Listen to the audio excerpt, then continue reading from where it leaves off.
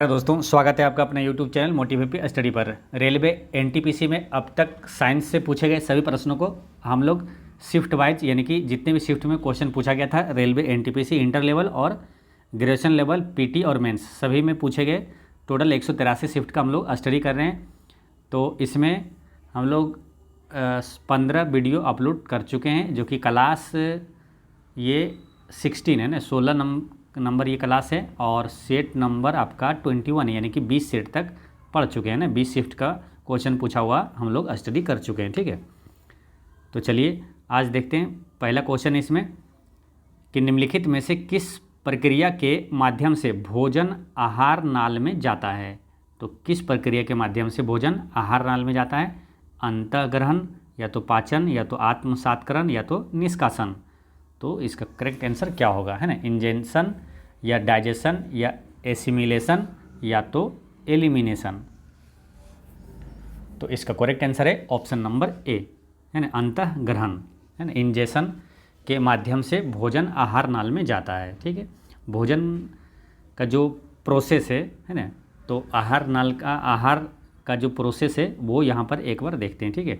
जिससे शरीर में पाचन का सही क्रम क्या है, तो इसमें है अंतःग्रहण, उसके बाद पाचन होता है, उसके बाद अवशोषण होता है, उसके बाद स्वांगीकरण होता है और बहिस्त्राव होता है, यानी कि निष्कासन होता है, ठीक। यानी कि ये आपको याद रखना है, इसका क्रम भी आपसे पूछ लिया जाता है, ठीक है। डायरेक्ट ऑप्शन में रहेगा कौन सा सही क्रम है, ठीक है। चारों ऑप्शन में रहेगा, ये सब उल्टा पुल्टा कर देगा, ठीक है। तो इसका सही क्रम क्या है, तो अंतःग्रहण है, उसके बाद मतलब भोजन पहले अंतःग्रहण होता है, उसके बाद पाचन होता है, अवशोषण होता है उसका, फिर स्वांगीकरण होता है और बहिस्त्राव होता है, ठीक है। इसको डिटेल में जानते हैं, अंतःग्रहण क्या, पाचन क्या और ये अवशोषण कैसे क्या होता है, ठीक है। तो देखिए अंतःग्रहण में क्या होता है, मुंह के माध्यम से शरीर में भोजन ग्रहण करने की प्रक्रिया, ये अंतःग्रहण कहलाता है, ठीक। पाचन क्या होता है, मुंह और पेट और छोटी आंत के अंदर एंजाइमों की मदद से जटिल भोजन को सरल पदार्थों में बदलने की प्रक्रिया को पाचन के रूप में जाना जाता है। उसके बाद तीसरा क्या होता है, अवशोषण। जो पचा हुआ भोजन होता है ना, तरल रूप में पचा हुआ भोजन अवशोषण की प्रक्रिया द्वारा विल्ली के माध्यम से रक्त में अवशोषित हो जाता है, इसे अवशोषण कहा जाता है। फिर अवशोषित जो हो जाता है उसका फिर क्या होता है, स्वांगीकरण। स्वांगीकरण क्या होता है कि रक्त में अवशोषित भोजन को प्रत्येक कोशिका के साथ साथ ऊतक तक पहुंचाने की प्रक्रिया स्वांगीकरण कहलाता है, ठीक। उसके बाद होता है बहिस्त्राव, यानी कि अपच और अशोषित भोजन शरीर से बाहर फेंक दिया जाता है और यह प्रक्रिया बहिस्त्राव कहलाता है, ठीक है। तो ये आपका भोजन का जो पाचन का ये सही प्रोसेस है, ठीक है। अंतःग्रहण, पाचन, उसके बाद अवशोषण, स्वांगीकरण और बहिस्त्राव, ठीक है। अब यहाँ से कुछ इंपॉर्टेंट क्वेश्चन और भी पूछा जाता है, अगर एग्जाम में आए तो आप उसका आंसर आसानी से करिएगा। कैसे? जैसे क्वेश्चन आएगा कि भोजन का पाचन का आरंभ कहाँ से होता है, तो मुख द्वार से होता है। भोजन का पाचन का आरंभ जो होता है वो मुंह से होता है, यानी कि मुख द्वार से होता है, ठीक। अगर क्वेश्चन पूछा जाए कि प्रोटीन का पाचन कहाँ से शुरू होता है, तो आमाशय से होता है। प्रोटीन का पाचन जो होता है आमाशय से, लेकिन कार्बोहाइड्रेट का पाचन शुरू होता है कहाँ से, मुंह से ही कार्बोहाइड्रेट का पाचन शुरू हो जाता है। लेकिन प्रोटीन का पाचन पूछे तो शुरू होता है कहाँ, आमाशय में होता है, ठीक है। अच्छा, भोजन का पूरा पाचन कहाँ होता है, तो छोटी आंत में होता है। और भोजन का पाचन मुख्यतः पूछे कहाँ होता है, तो छोटी आंत ही आंसर होगा, ठीक है। यानी अधिकांश भोजन या तो पूरा पाचन छोटी आंत में होता है, और भोजन का मुख्य पाचन पूछे तो मुख्यतः जो मतलब पाचन का मुख्यतः कहाँ होता है, तो छोटी आंत में होता है, ठीक है। तो ये सभी अति महत्वपूर्ण चीज़ें आपको याद रखना है, ठीक। चलिए नेक्स्ट क्वेश्चन है कि क्लोरोफॉर्म सॉल्यूशन में नाइट्रोजन के किस ऑक्साइड का प्रयोग किया जाता है। क्लोरोफॉर्म सॉल्यूशन में नाइट्रोजन के किस ऑक्साइड का प्रयोग किया जाता है, तो इसका करेक्ट आंसर है option number D, nitrogen pentoxide का प्रयोग किया जाता है ना। नाइट्रोजन पेंटॉक्साइड होगा, ठीक है। नाइट्रोजन पेंटॉक्साइड का प्रयोग किया जाता है। नाइट्रोजन पेंटॉक्साइड का रासायनिक सूत्र क्या होता है, N2O5, है ना। नाइट्रोजन पेंटॉक्साइड का प्रयोग किया जाता है, ठीक। तो ये याद रखना है। अच्छा, क्लोरोफॉर्म का रासायनिक सूत्र क्या होता है, तो क्लोरोफॉर्म का रासायनिक होता है CHCl3, ठीक है। क्लोरोफॉर्म का रासायनिक सूत्र होता है CHCl3 होता है, ठीक है। क्लोरोफॉर्म का जो उपयोग है, इससे भी उदाहरण से क्वेश्चन पूछ लिया जाता है, तो आपको याद रखना है क्लोरोफॉर्म का इस्तेमाल कहाँ कहाँ होता है, तो रेफ्रिजरेटर बनाने में, प्लास्टिक बनाने में, दूसरे रसायन बनाने में, वसा, तेल, ग्रीस, रबर, मोम, गुट्टा, पर्च, रेजिन, लेकर और फर्श पॉलिश, कृत्रिम रेशम बनाने में इसका प्रयोग किया जाता है। एंटीबायोटिक्स, एल्कलाइड, विटामिन और स्वादों को शुद्ध करने में, रासायनिक कार्बनिक रसायन विज्ञान, फोटोग्राफी और रंग बनाने में, कीटनाशक बनाने में, ड्राई क्लीनिंग में, दाग धब्बे हटाने में इसका प्रयोग किया जाता है, और धूम्रक है ना, ध्रुमक के रूप में इसका प्रयोग किया जाता है। ठीक है, तो ये सभी चीज़ें आपको याद रखना है। ठीक, चलिए नेक्स्ट है। नेक्स्ट ये क्वेश्चन पूछा गया था आपसे कि तरल अवस्था से गैसीय अवस्था में रूपांतरण को क्या कहा जाता है। तरल अवस्था से गैसीय अवस्था में रूपांतरण को क्या कहा जाता है। काफ़ी महत्वपूर्ण क्वेश्चन है। अभी रेलवे टेक्नीशियन का जो एग्जाम हुआ 2024 में दिसंबर में, उसमें यहाँ से कई क्वेश्चन पूछा गया था इस टाइप का। ठीक है, तो तरल अवस्था से गैसीय अवस्था में रूपांतरण, तरल से गैसीय में, तो वो क्या कहलाएगा, तो वो कहलाएगा वाष्पीकरण कहलाएगा ना, इवेपोरेशन है ना, इवेपोरेशन यानी वाष्पीकरण कहलाता है। यानी कि द्रव अवस्था में कोई है और गैस अवस्था में द्रव से गैस में बदल गया तो वो वाष्पीकरण कहलाता है। ठीक है, इस तरह से 3-4 क्वेश्चन पूछा जाता है। जैसे द्रव से गैस हो गया वाष्पीकरण, फिर अगर पूछे कि गैस से द्रव, अगर ठीक इसका उल्टा है ना, यानी कि द्रव से गैस हो गया वाष्पीकरण और गैस से द्रव में आएगा तो वो संघनन कहलाएगा। गैस से द्रव में वो कंडेंसेशन कहलाएगा यानी संघनन कहलाएगा। ठीक है, सभी नोट करते जाइएगा, अति महत्वपूर्ण प्रश्न है, आपको सभी एग्जामों में काम आएगा। ठीक है, तो पहले ये समझ गए, द्रव से गैस वाष्पीकरण, फिर गैस से द्रव में बदलेगा तो संघनन कहलाएगा। अच्छा, ठोस से द्रव में बदलेगा तो वो गलनांक कहलाएगा। ठोस से द्रव में रूपांतरण वो गलनांक कहलाएगा। और ठोस से सीधे गैस में बदल जाना वो ऊर्ध्वपातन कहलाता है। ठोस से सीधे गैस में बदलना तो सब्लिमेशन यानी कि ऊर्ध्वपातन कहलाता है। ठीक है, और ठीक इसका उल्टा अगर बोले, जैसे कि ठोस से डायरेक्ट गैस में बदल गया तो ऊर्ध्वपातन हो गया, और गैस से डायरेक्ट ठोस में बदले तो वो कहलाएगा क्या, निक्षेपण कहलाता है ना।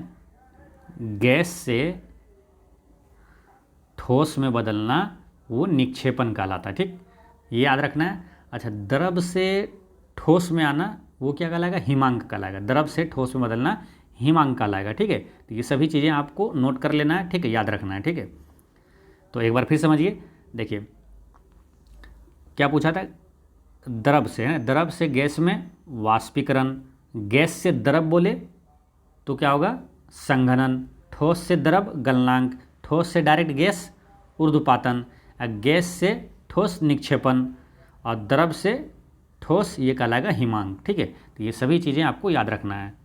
ठीक है, अच्छा कुछ चीज़ें याद रखना है आपको, क्या, एनसीईआरटी के अनुसार ऊर्ध्वपातन के उदाहरण क्या क्या है।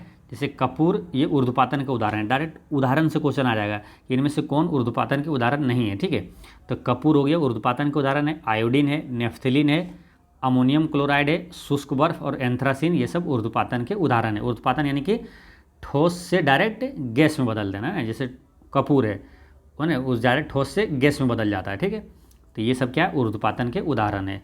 नेक्स्ट क्वेश्चन है कि जड़त्व यानी कि इनर्शिया का नियम किसके द्वारा प्रतिपादित किया गया था। तो जड़त्व का नियम किसने दिया था, तो जड़त्व का नियम दिया था गैलीलियो ने दिया था। ठीक है, लेकिन गैलीलियो ऑप्शन में है नहीं, आंसर क्या होगा, option number A, Isaac Newton है ना। जड़त्व का नियम, क्योंकि न्यूटन के गति का जो पहला नियम है ना, न्यूटन के गति का पहला नियम वो जड़त्व का नियम ही कहलाता है। ठीक है, तो यहाँ पर आंसर क्या हो जाएगा, आइजैक न्यूटन हो जाएगा। न्यूटन के गति के पहले नियम को जड़त्व का नियम कहा जाता है। ठीक है, और जड़त्व का नियम किसने दिया था, ऑप्शन में अगर गैलीलियो रहे तो आंसर गैलीलियो होगा। ठीक है, ये ध्यान रखना है। अच्छा, गुरुत्वाकर्षण का नियम किसने दिया था, तो न्यूटन ने दिया था, है ना। गुरुत्वाकर्षण का नियम न्यूटन ने दिया था, और गति का नियम न्यूटन ने दिया था। तो न्यूटन ने गति का कितने नियम दिया था, ये भी क्वेश्चन पूछा गया था।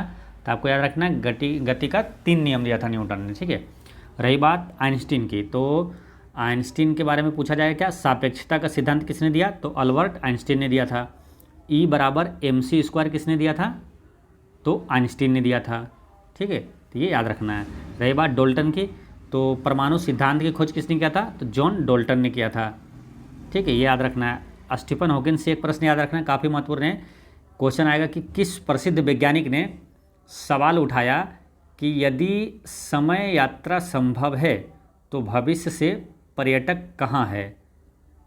तो ये किसने कहा था, तो ये स्टीफन हॉकिंग ने कहा था। ठीक, तो ये याद रखना है। नेक्स्ट है जेनेटिक इंजीनियरिंग के संबंध में भिन्न का पता लगाएं। तो जेनेटिक इंजीनियरिंग में इसमें अलग कौन सा है, तो इसमें भिंडी जो है ये अलग है, ठीक है। बाकी बीटी कॉटन, गोल्डन राइस और अम्फलोरा ये जेनेटिक इंजीनियरिंग का उदाहरण है, लेकिन भिंडी यहाँ पर नहीं है, ठीक है। तो ये याद रखना है। तो इसका करेक्ट आंसर हो गया ऑप्शन नंबर डी। नेक्स्ट है, यहाँ की गति के बारे में निम्नलिखित में कथनों में से कौन सा सत्य है। तो यहाँ की गति के बारे में कौन सा कथन, यानी कि हो सकता है ये ग्रहों की गति होगा ना, ग्रहों की गति के बारे में कौन सा कथन सत्य है, ठीक है। तो पहला ऑप्शन क्या है, एक ग्रह की कक्षा दो केंद्र बिंदु में से एक में सूर्य के साथ अंडाकार है। तो ये तो सही है ना, एक ग्रह की कक्षा दो केंद्र बिंदु में से एक में सूर्य के साथ अंडाकार है, ये सही है। दूसरा क्या है कि एक ग्रह की कक्षा केंद्र में सूर्य के साथ गोलाकार है, ये गलत है ना। पूछा क्या था कि कौन इसमें सही है, तो ए सही है इसका, ठीक है। तो ए इसका करेक्ट आंसर हो जाता है, बाकी ये गलत है। फिर क्या बोला, एक ग्रह की कक्षा दो केंद्र बिंदु में से एक में किसी अन्य ग्रह के साथ अंडाकार है, ये गलत है। एक ग्रह की कक्षा केंद्र में किसी अन्य ग्रह के साथ गोलाकार है, ये गलत है। यानी सही ये है कि एक ग्रह की कक्षा दो केंद्र बिंदु में से एक में सूर्य के साथ अंडाकार है, ठीक है। आंसर ए इसका करेक्ट आंसर है। ग्रह का गति का नियम किसने दिया था, तो केपलर ने दिया था, ठीक है। सिंपल जो गति का नियम है वो आइजैक न्यूटन ने दिया था, लेकिन ग्रहों की गति का नियम किसने दिया था, केपलर ने दिया था, ये याद रखना आपको। केपलर के तीन जो ग्रह का नियम है वो कौन कौन सा है, देखिए। पहला है कि प्रत्येक ग्रह सूर्य के चारों ओर दीर्घवृत्ताकार कक्षा में गति करता है, जिसके एक फोकस पर सूर्य स्थित रहता है, ठीक। ये है केपलर का पहला नियम। दूसरा क्या, प्रत्येक ग्रह को सूर्य से मिलाने वाली त्रिज्यक रेखा समान समय में समान क्षेत्रफल तय करता है, ये सही, ये है दूसरा नियम। तीसरा क्या है, किसी ग्रह का आवर्तकाल का वर्ग है ना, किसी ग्रह का आवर्तकाल का वर्ग यानी कि टी स्क्वायर है ना, वर्ग अर्ध महत्तम अक्ष के घन का समानुपाती होता है ना, उसका घन का समानुपाती होता है, ठीक है। ये तीसरा नियम है ना, टी स्क्वायर समानुपाती घन का, जो मतलब एक भुजा का है इसका घन का क्यू होता है ना, अक्ष के घन का समानुपाती होता है, ठीक है। तो ये तीसरा नियम है, ठीक, ये याद रखना आपको। चलिए नेक्स्ट है, कुष्ठ रोगी दिवस कब मनाया जाता है, कुष्ठ रोधी दिवस, कुष्ठ रोधी दिवस ये कब मनाया जाता है, तो ये 30 जनवरी को मनाया जाता है ना, 30 जनवरी 2016 को कुष्ठ रोधी दिवस मनाया गया था, यानी 30 जनवरी को ये मनाया जाता है, ठीक है। देखिए दिवस से एक प्रश्न पूछा जाएगा, इसलिए दिवस से महत्वपूर्ण प्रश्नों को आपको याद रखना है। जैसे 30 जनवरी की ही बात करें तो और कौन सा दिवस मनाया जाता है, तो शहीद दिवस मनाया जाता है, क्योंकि गांधी जी की मृत्यु 30 जनवरी 1948 को हुआ था, ठीक है। गांधी जी की मृत्यु 30 जनवरी 1948 को हुआ था, तो यहाँ से 30 जनवरी को शहीद दिवस मनाया जाता है। गांधी जी का जन्म कब हुआ था, तो 2 अक्टूबर 1869 में हुआ था। तो इनका जन्म डेट से भी एक दिवस पूछा जाता है, काफ़ी महत्वपूर्ण है, कौन सा दिवस, तो अंतर्राष्ट्रीय अहिंसा दिवस मनाया जाता है, ठीक है। रही बात 25 जनवरी, काफ़ी महत्वपूर्ण है ये, 25 जनवरी को राष्ट्रीय मतदाता दिवस मनाया जाता है, क्योंकि आपका भारत निर्वाचन आयोग की स्थापना 25 जनवरी 1950 को हुआ था, ठीक। तो 25 जनवरी को राष्ट्रीय मतदाता दिवस मनाया जाता है। और बात करते हैं 25 अप्रैल, एक महत्वपूर्ण है यहाँ पर क्या, विश्व मलेरिया दिवस 25 अप्रैल को मनाया जाता है। और विश्व क्षय रोग दिवस कब मनाया जाता है, तो 24 मार्च को विश्व क्षय रोग दिवस मनाया जाता है, ठीक है। अच्छा, विश्व हाथ स्वच्छता दिवस पूछे कब मनाया जाता है, विश्व हाथ स्वच्छता दिवस है ना, हैंड हाइजीन डे है ना, वर्ल्ड हैंड हाइजीन डे, यानी कि विश्व हाथ स्वच्छता दिवस 5 मई को मनाया जाता है। अंतर्राष्ट्रीय नर्स दिवस कब मनाया जाता है, तो 12 मई को मनाया जाता है, ठीक है। अच्छा, 4 अति महत्वपूर्ण आपको दिवस बताते हैं जो काफ़ी महत्वपूर्ण है, कौन कौन सा है, जैसे कि मार्च 22 मार्च, 22 अप्रैल, लगातार तीनों ना, अप्रैल मार्च अप्रैल और मई, 22 मई, कौन कौन सा दिवस है। 22 मार्च को क्या है, विश्व जल दिवस, ठीक, 22 मार्च को ही बिहार दिवस भी मनाया जाता है, विश्व जल दिवस और बिहार दिवस। 22 अप्रैल को कौन सा, विश्व पृथ्वी दिवस। 22 मई को क्या है, तो अंतर्राष्ट्रीय जैव विविधता दिवस है, ठीक। तो ये चारों 22 का जब भी आए तो आपको चारों रिवीजन कर लेना है। 22 मार्च को विश्व जल दिवस और बिहार दिवस, 22 अप्रैल को विश्व पृथ्वी दिवस और 22 मई को है अंतर्राष्ट्रीय जैव विविधता दिवस है, ठीक है। अच्छा, विश्व पर्यावरण दिवस कब मनाया जाता है, तो वो 5 जून को मनाया जाता है, ये याद रखना, ठीक है। ये सब क्वेश्चन ऐसा है जो काफ़ी महत्वपूर्ण है, एग्जाम में रिपीट होते रहता है। चलिए नेक्स्ट है, एक कंप्यूटर प्रोग्राम जो सोर्स कोड को ऑब्जेक्ट कोड में बदल देता है उसे क्या कहा जाता है। एक कंप्यूटर प्रोग्राम जो सोर्स कोड को ऑब्जेक्ट कोड में बदल देता है वो कहलाता है कंपाइलर, है ना। ऑप्शन नंबर सी इसका करेक्ट आंसर है, वो क्या कहलाएगा, कंपाइलर कहलाता है, ठीक है। कंपाइलर क्या, कंपाइलर एक विशेष प्रोग्राम है जो प्रोग्रामिंग भाषा के सोर्स कोड को मशीन कोड, वाइट कोड या किसी अन्य प्रोग्रामिंग भाषा में अनुवाद करता है, ठीक है। तो ये ध्यान रखना है, कुछ इंपॉर्टेंट चीज़ें हैं आपको याद रखना है। जैसे कि सर्किट बोर्ड को क्या कहा जाता है, तो सर्किट बोर्ड को सामान्यतः मदरबोर्ड कहा जाता है। सीपीयू को कंप्यूटर का मस्तिष्क कहा जाता है। कंप्यूटर साक्षरता दिवस कब मनाया जाता है, तो 2 दिसंबर को कंप्यूटर साक्षरता दिवस मनाया जाता है। नेक्स्ट क्वेश्चन है RMAB, है ना, RMAB बोला जा सकता है इसे, तो RMAB दवा अपने वर्ग में दुनिया की पहली तेज़ी से काम करने वाली दवा जल्द ही भारत में लॉन्च होने वाली है। यह दवा किस बीमारी में काम आती है, तो ये काम आता है रेबीज रोधी दवा, है ना। आर से यहाँ रिलेट कर लेना है, रेबीज, है ना। तो RMAB यानी कि रेबीज रोधी ये दवा है, ठीक। रेबीज कौन सा रोग है, ये विषाणु जनित रोग है। रेबीज का टीका की खोज किसने किया था, तो लुई पास्चर ने किया था। दूध का पाश्चुराइजेशन विधि की खोज किसने किया था, तो लुई पास्चर ने किया था, यानी कि रेबीज का टीका खोज और दूध का पाश्चुराइजेशन विधि की खोज भी लुई पास्चर ने किया था, ठीक। अच्छा, मलेरिया के उपचार में किस औषधि का प्रयोग किया जाता है, तो कुनैन की औषधि का प्रयोग किया जाता है, ठीक है। आपसे पूछ लिया जाता है कि मलेरिया के उपचार में जो औषधि कुनैन की प्रयोग किया जाता है, ये कुनैन कहाँ से प्राप्त किया जाता है, किस पेड़ की से प्राप्त किया जाता है, तो सिनकोना पेड़ की छाल से प्राप्त किया जाता है कुनैन औषधि, ठीक। अच्छा, मलेरिया किस मच्छर के काटने से होता है, तो मलेरिया होता है मादा एनोफिलीज मच्छर के काटने से, ठीक है। मादा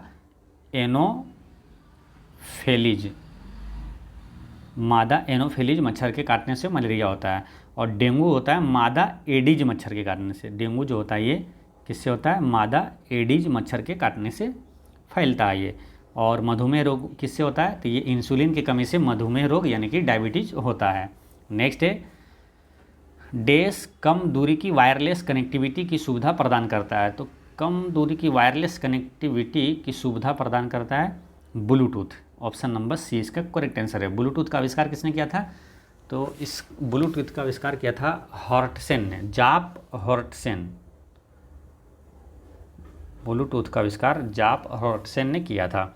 नेक्स्ट है, इसरो ने एस्ट्रोसेट नाम का भारत के पहले समर्पित खगोल विज्ञान उपग्रह मिशन का शुभारंभ कब किया था, तो इसका करेक्ट आंसर है 2015 में किया था, ठीक है। इसरो ने एस्ट्रोसेट नाम का भारत के पहले समर्पित खगोल विज्ञान उपग्रह मिशन का शुभारंभ कब किया था, 2015 में किया था। इसरो की बात करें तो इसरो का फुल फॉर्म क्या होता है, Indian space research organisation. ISRO की स्थापना कब हुआ था, तो 15 अगस्त 1969 को हुआ था। इसरो का मुख्यालय कहाँ है, तो कर्नाटक की राजधानी बेंगलुरु में है, ठीक है। तो ये सभी चीज़ें आपको याद रखना है। नेक्स्ट है, नेट तटस्थता यानी कि नेट न्यूट्रलिटी का क्या अर्थ है, तो नेट तटस्थता का अर्थ होता है कि इंटरनेट सेवाओं का विभेदक मूल्य निर्धारण का नहीं होना। इंटरनेट सेवाओं का विभेदक मूल्य निर्धारण का नहीं होना, ये नेट तटस्थता कहलाता है। नेक्स्ट है, अल्फ्रेड नोबेल ने किसका आविष्कार किया था, तो अल्फ्रेड नोबेल ने डायनामाइट का आविष्कार किया था। तो डायनामाइट कहाँ है, ऑप्शन में है नहीं, तो डायनामाइट का हिंदी क्या होता है, बारूद। ऑप्शन नंबर सी इसका करेक्ट आंसर हो गया, ठीक है। तो यानी कि बारूद यानी डायनामाइट का आविष्कार किया था अल्फ्रेड नोबेल। इन्हीं के नाम पर नोबेल पुरस्कार दिया जाता है। नोबेल पुरस्कार की शुरुआत कब हुई थी, 1901 में हुआ था। नोबेल पुरस्कार कितने क्षेत्रों में दिया जाता है, 6 क्षेत्रों में दिया जाता है, ठीक है। कौन सा है, फिजिक्स, केमिस्ट्री और सब्जेक्ट के हिसाब से याद रख लेना आपको, फिजिक्स, केमिस्ट्री, बायोलॉजी यानी कि मेडिसिन है ना, चिकित्सा में दिया जाता है, और इकोनॉमिक्स, 4 हो गया ये, और उसके बाद है शांति और साहित्य है ना, तो 6 क्षेत्रों में दिया जाता है। ठीक है, और देखिए शांति का नोबेल पुरस्कार पूछे तो ये नॉर्वे के ओस्लो में दिया जाता है, बाकी जो 5 क्षेत्र है वो दिया जाता है स्वीडन के स्टॉकहोम में दिया जाता है। ठीक है, तो ये सभी चीज़ें आपको याद रखना है। नेक्स्ट है टॉक्सिकोलॉजी, किसका अध्ययन है? तो टॉक्सिकोलॉजी जो है ना, ये टॉक्सिको यानी जहर होता है। ठीक है, तो टॉक्सिकोलॉजी ये जहर का अध्ययन होगा। ऑप्शन नंबर बी इसका करेक्ट आंसर है। ठीक है, टॉक्सिकोलॉजी। एक होता है इसी तरह वो होगा क्या मालूम, टेक्सोनोमी। एक होता है टॉक्सी, एक होता है टेक्सोनोमी। इसमें क्या होता है, इसमें होता है वर्गीकरण है ना, वर्गीकरण से संबंधित, यानी जैव विविधता या तो वर्गीकरण का अध्ययन पूछे तो वो टेक्सोनोमी कहलाता है। ठीक, तो ये ध्यान रखना है। अच्छा, हिप्नोलॉजी क्या होता है? तो हिप्नोलॉजी में नींद का अध्ययन किया जाता है। ठीक है, नींद का अध्ययन किसके में किया जाता है? हिप्नोलॉजी में। टेलीपैथी में क्या होता है? टेलीपैथी में मानसिक संक्रमण की प्रक्रिया का अध्ययन किया जाता है। न्यूरोलॉजी में क्या होता है? न्यूरोलॉजी तंत्रिकाओं का अध्ययन है। और लेक्सिकोग्राफी ये शब्दकोश संकलन तथा लिखने की कला है ना। लेक्सिकोग्राफी क्या है? शब्दकोश संकलन तथा लिखने की कला है। नेक्स्ट है, निम्नलिखित में से कौन सा प्रोग्रामिंग भाषाओं के समूह का सदस्य नहीं है? निम्नलिखित में से कौन सा प्रोग्रामिंग भाषाओं के समूह का सदस्य नहीं है? तो इसका करेक्ट आंसर है POP3। POP3 है ना। POP3 क्या है? तो POP3 एक पुराना प्रोटोकॉल है जिसे मूल रूप से केवल एक कंप्यूटर पर उपयोग करने के लिए डिज़ाइन किया गया था। ठीक है, तो ये ध्यान रखना आपको। रही बात प्रोग्रामिंग भाषा जो है, प्रोग्रामिंग भाषा एक प्रकार की निश्चित भाषा है जो कंप्यूटर को बताती है कि क्या करना है। उदाहरण में जैसे पाइथन, रूबी, जावा, जावास्क्रिप्ट, C++ और C#, ये सब क्या है? प्रोग्रामिंग भाषा है। ठीक है, चलिए नेक्स्ट है, निम्नलिखित में से कौन सा समूह के अन्य विकल्पों से संगत नहीं है? तो अन्य विकल्पों से संगत कौन सा नहीं है? twitter.com, facebook.com, व्हाट्सएप और youtube.com। तो इसमें कौन सा नहीं है? ऑप्शन नंबर C ये अलग है ना। व्हाट्सएप जो है ये अलग है। व्हाट्सएप क्या है? तो ये संदेश, चित्र, ऑडियो या वीडियो भेजने के लिए इंटरनेट का उपयोग करता है। ठीक है, तो ये व्हाट्सएप इसमें से अलग है। रही बात क्या, व्हाट्सएप की स्थापना कब हुआ था? मतलब व्हाट्सएप की स्थापना जो हुआ था किसने किया था? ब्रायन एक्टन और जेन कुम ने किया था। ठीक है, यहाँ पर पढ़ते हैं पूरा डिटेल में। जैसे कि व्हाट्सएप के संस्थापक पूछे, फाउंडर, तो जेन कुम और ब्रायन एक्टन ने किया था। ठीक है, कब? 2009 में। ट्विटर के संस्थापक पूछेगा तो जैक डोर्सी, नूह ग्लास, बिज स्टोन और इवान विलियम्स है ना। इन चारों ने मिलकर 2006 में ट्विटर की स्थापना किया था। 4 लोग हैं ट्विटर में, कौन कौन? जैक डोर्सी, नूह ग्लास, बिज स्टोन और इवान विलियम्स। फेसबुक का संस्थापक कौन है? मार्क जुकरबर्ग है। कब किया था? 2004 में किया था।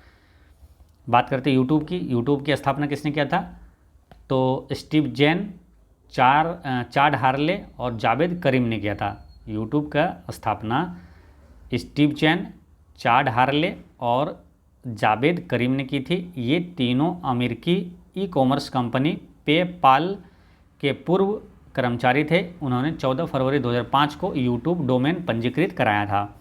नेक्स्ट है, MS वर्ड में कौन सी कुंजी संयोजन का प्रयोग एक कार्य को पहले जैसा करने के लिए किया जाता है ना? कौन सा शॉर्टकट कुंजी है जो कि इस कुंजी का संयोजन का प्रयोग करके एक कार्य को पहले जैसा करने के लिए किया जाता है?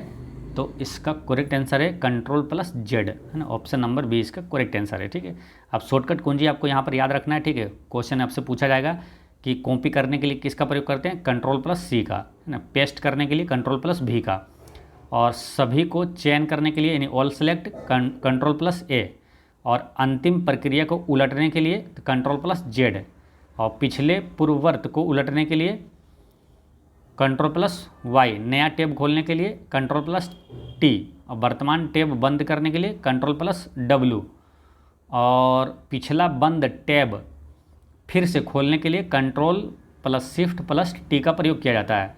और खुले अनुप्रयोगों के बीच स्विच करने के लिए Ctrl+Tab टैब का प्रयोग किया जाता है, और अल्ट शिफ्ट प्लस टैब इसका प्रयोग किस लिए करते हैं, तो खुले अनुप्रयोगों के बीच पीछे स्विच करने के लिए alt plus shift plus tab का एक साथ प्रयोग करते हैं, ठीक है। और वर्तमान प्रोग्राम के लिए स्क्रीनशॉट लेने के लिए अल्ट प्लस प्रिंट स्क्रीन लिखा रहता है, उस पर क्लिक करेंगे, अल्ट दबाना है पहले, उसके बाद प्रिंट स्क्रिप्ट दोनों एक साथ दबाइएगा तो स्क्रीनशॉट हो जाएगा, ठीक है। और रीबूट या तो विंडोज टास्क मैनेजर खोलने के लिए control plus alt plus delete वाला क्लिक करेंगे, ठीक। रही बात क्या, स्टार्ट मेन्यू लाने के लिए कंट्रोल प्लस इस्क का प्रयोग करेंगे, और F2 जो फंक्शन वाला की है ये चयनित आइकन का नाम बदलने के लिए। डेस्कटॉप से खोज शुरू करने के लिए F3 का प्रयोग करेंगे। ब्राउज करते समय ड्राइव चयन करने के लिए, ड्राइव चयन खोलने के लिए F4 का प्रयोग करेंगे। सामग्री ताज़ा करने के लिए F5 का प्रयोग करेंगे, और वर्तमान खुला प्रोग्राम बंद करने के लिए अल्ट प्लस F4 का प्रयोग करते हैं। अब वर्तमान पेज पर सर्च करने के लिए कंट्रोल प्लस F का प्रयोग करेंगे, ठीक। ये सभी चीज़ें आपको ध्यान रखना है। नेक्स्ट है, भारत में श्वेत क्रांति का जनक किसे कहा जाता है, तो भारत में श्वेत क्रांति का जनक वर्गीज कुरियन को कहा जाता है। ऑप्शन नंबर सी इसका करेक्ट आंसर है। इसी टाइप का 3 प्रश्न हमेशा आपको रिवीजन करना है जब भी प्रश्न आएगी वाला, ठीक है। कौन सा, तो विश्व में हरित क्रांति का जनक डॉक्टर नॉर्मन बोरलॉग थे, और भारत में हरित क्रांति के जनक कौन थे, तो MS स्वामीनाथन थे, जिसे 2024 में भारत रत्न भी दिया गया है, ठीक है। MS स्वामीनाथन भारत में हरित क्रांति के जनक है, ठीक। तो ये ध्यान रखना है। और हरित क्रांति का प्रभाव जो है भारत में सबसे अधिक किस फसल पर पड़ा था, तो गेहूँ में, गेहूँ में काफ़ी वृद्धि हुई थी। श्वेत क्रांति की बात करें तो इसे ऑपरेशन फ्लड भी कहा जाता है, और ये दुग्ध उत्पादन से संबंधित है। नेक्स्ट है, पृथ्वी के आकार की तुलना में निम्नलिखित में से सबसे बड़ा ग्रह कौन सा है, तो सबसे बड़ा ग्रह आकार के अनुसार बात करें तो है बृहस्पति ग्रह। ऑप्शन नंबर बी इसका करेक्ट आंसर है, ठीक है। आकार के हिसाब से सभी ग्रह का नाम याद रखना है आपको। सबसे बड़ा कौन सा है, बृहस्पति है, उसके बाद शनि, यूरेनस, नेपच्यून यानी अरुण वरुण, उसके बाद पृथ्वी, शुक्र, मंगल, बुध। यानी सबसे बड़ा ग्रह पूछे तो बृहस्पति हो गया, सबसे छोटा ग्रह कौन सा हो गया, बुध हो गया, ठीक है। तो ये चीज़ें आपको याद रखना है। सबसे ज़्यादा उपग्रह वाला भी ग्रह कौन सा है, तो सबसे ज़्यादा उपग्रह है किसके पास, तो शनि के पास है ना, 146 उपग्रह है, और उसके बाद है बृहस्पति के पास कितना, 95 उपग्रह है, ठीक। नेक्स्ट है, परमाणु विखंडन देश की प्रक्रिया है, तो परमाणु विखंडन किसकी है, तो ये एक भारी परमाणु नाभिक के उपखंड है। एक भारी परमाणु नाभिक के उपखंड की प्रक्रिया है परमाणु विखंडन।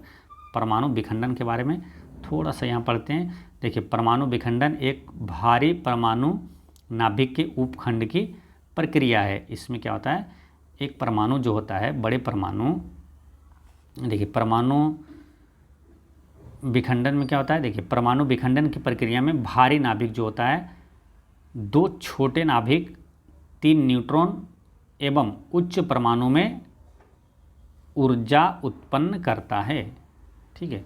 यानी कि यहाँ पर जैसे इसको देख सकते हैं, एक इस प्रक्रिया में क्या होता है, भारी नाभिक, यानी कि भारी नाभिक जो है, ठीक है,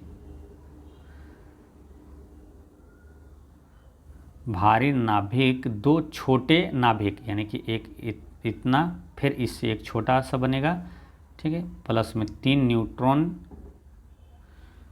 और एवं उच्च परिमाण में ऊर्जा उत्पन्न करते हैं ना, एनर्जी, ठीक है, निकलता है। तो ये चीज़ें ध्यान रखना है। परमाणु विखंडन में प्रोटॉन का प्रयोग किया जाता है, और नाभिकीय रिएक्टर में मंदक के रूप में किसका प्रयोग किया जाता है। ये क्वेश्चन काफ़ी महत्वपूर्ण है, पूछा जाएगा एग्जाम में कि नाभिकीय रिएक्टर में मंदक के रूप में किसका प्रयोग करते हैं, तो भारी जल और ग्रेफाइट का प्रयोग किया जाता है, ठीक। लेकिन रिएक्टर में नियंत्रक छड़ के रूप में किसका प्रयोग करते हैं, तो कैडमियम या तो बोरोन के छड़ का उपयोग किया जाता है। मंदक के रूप में भारी जल और ग्रेफाइट, और छड़ के रूप में कैडमियम और बोरोन का प्रयोग किया जाता है, ठीक है। तो ये याद रखना है। परमाणु रिएक्टर सर्वप्रथम कब खोजा गया था और किसने तैयार किया था, तो 1942 में एनरिक फर्मी द्वारा तैयार किया गया था। परमाणु रिएक्टर सर्वप्रथम 1942 में एनरिक फर्मी द्वारा तैयार किया गया था, ठीक है। चलिए नेक्स्ट है आपका आता है सेट नंबर 22 का क्वेश्चन यहाँ शुरू होगा, जो कि 5 अप्रैल 2016 को सेकेंड शिफ्ट में पूछा गया था। पहला क्वेश्चन इसमें क्या है, एथिडीमोलॉजी, एथिडीमोलॉजी है या तो ये है एपिडेमियोलॉजी है, मान लो ये वाला है एपिडेमियोलॉजी, ये क्या है, तो एपिडेमियोलॉजी ये क्या है, तो ये है बड़े आबादी, ये क्या होगा, आबादी, बड़े आबादी में रोग की घटना और व्यापकता का अध्ययन, इसका करेक्ट आंसर है ऑप्शन नंबर ए। ठीक है, यहाँ पर पढ़िए डिटेल में, जैसे कि एपिडेमियोलॉजी जो है ये बड़े आबादी में रोग की घटना और व्यापकता का अध्ययन किया जाता है। एस्ट्रोलॉजी पूछे क्या होगा, तो एस्ट्रोलॉजी में नक्षत्रों के प्रभावों का अध्ययन किया जाता है एस्ट्रोलॉजी में। ठीक है, और एस्ट्रोनॉमी क्या है, तो इसमें खगोलीय पिंडों का अध्ययन करने वाला विज्ञान है। एस्ट्रोनॉमी क्या है, खगोलीय पिंडों का, और एस्ट्रोलॉजी जो है नक्षत्रों के प्रभाव का अध्ययन किया जाता है। ठीक है, तो ये ध्यान रखना है। और सिरेमिक्स ये क्या है, इसमें चीनी मिट्टी के बर्तन तैयार संबंधित अध्ययन किया जाता है। और इकोलॉजी में क्या होता है, पर्यावरण या तो प्रकृति से संबंधित अध्ययन किया जाता है। कोस्मोलॉजी क्या है, कोस्मोलॉजी में ब्रह्मांड का अध्ययन करने वाली विज्ञान की एक शाखा है। नेक्स्ट है पिच ब्लेंड किससे संबंधित है, तो पिच ब्लेंड जो है ये संबंधित है यूरेनियम से, है ना। पिच ब्लेंड और कार्नोटाइट, पिच ब्लेंड और कार्नोटाइट ये किसका अयस्क है, तो यूरेनियम का अयस्क है। ठीक है, तो ये ध्यान रखना है आपको। अच्छा, रेडियम पूछे कि रेडियम मूल रूप से किसका अयस्क है, किस अयस्क से प्राप्त होता है रेडियम, तो ये पिच ब्लेंड से ही प्राप्त होता है रेडियम। ठीक है, रेडियम की खोज किसने किया था, तो मेरी क्यूरी और पियरे क्यूरी ने किया था 1898 ईस्वी में। अच्छा, मोनाजाइट किसका अयस्क है, तो मोनाजाइट थोरियम का अयस्क है। ठीक है, सबसे ज़्यादा थोरियम कहाँ होता है, भारत में होता है। और रही बात क्या, मिलेराइट किसका अयस्क है, मिलेराइट ये पूछा जाता है, काफ़ी महत्वपूर्ण है। मिलेराइट ये किसका अयस्क है, तो ये निकेल का अयस्क है। और गेलेना किसका अयस्क है, गेलेना जो है ये सीसा का अयस्क है। ठीक है, और सीने बार किसका अयस्क है, पारा का, सीने बार पारा का अयस्क है।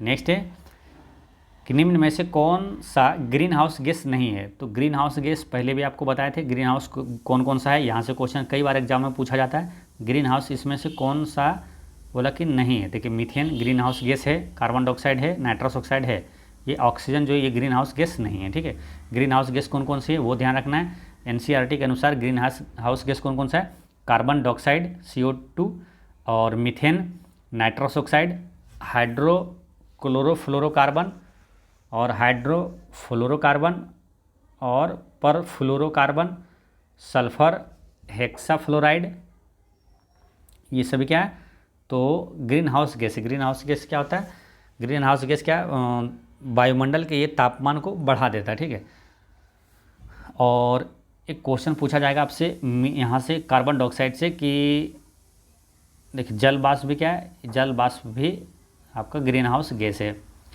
तो